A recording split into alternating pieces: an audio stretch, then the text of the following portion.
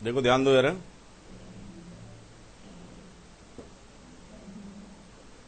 लिखिए यार periodic functions, periodic functions.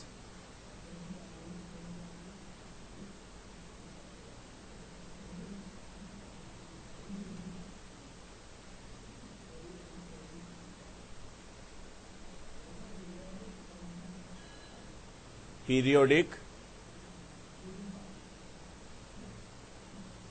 Functions, ठीक है ना। तो पीरियड बेसिकली कहां से आया है? अगर आप घड़ी देखते हैं तो पीरियड क्या, एक सुई कैसे घूमती है? सेकंड, एक आवर में, minute.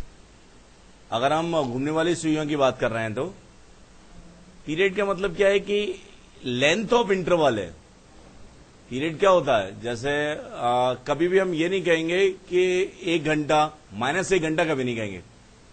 After 1 hour, after 2 hour, after 3 hour, मतलब किसी का पीरियड जो होता है, पीरियड क्या है हमारे पास? पीरियड बेसिकली क्या है कि अगर कोई फंक्शन या कोई भी थिंग है वो रिपीट हो रही है और उसके बाद कैसा आ रहा है नेचर? सेम आ रहा है। बात समझ में आ रही है ना? तो वो क्या होगा? पीरियड होगा। अगर फंक्शन में जो आपको समझनी है बात इंपॉर्टेंट, वो क्या है? पीरियड होता क्या है?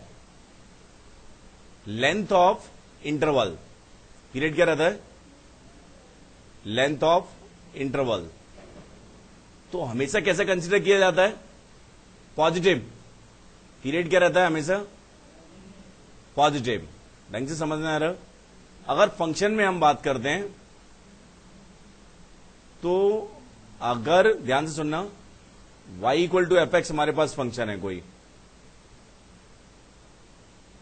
और पीरियडिक की बात हो रही है, तो अगर functional relation F of X plus T equal to F X, इसका मतलब क्या हुआ कि t से हम आगे गए तो वैल्यू कैसी आ गई? सेम। अगर relation F of X plus T equal to F X, ये रिलेशन डोमेन के हर पॉइंट के लिए वैलिड हो, ठीक है ना, it is valid for all x, ये भी बहुत इंपॉर्टेंट वर्ड है, डोमेन ऑफ एफ। तो और टी क्या है? पॉजिटिव कांस्टेंट है। तो हम क्या कहेंगे? F x is periodic function with period T, and T की जो लीस्ट पॉजिटिव वैल्यू पॉसिबल होगी उसे हम क्या कहेंगे? Fundamental period. ठीक है कि नहीं? अब नोट कर लो ढंग से। For y equal to F x,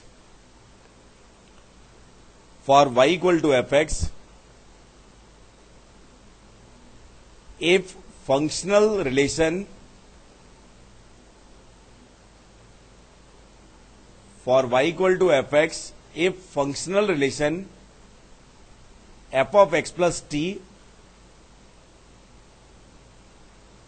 equal to F x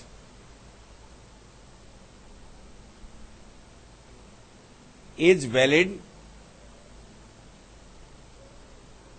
valid for all x element of domain। ढंग से लिख लो, is valid for all x in the domain of fx, then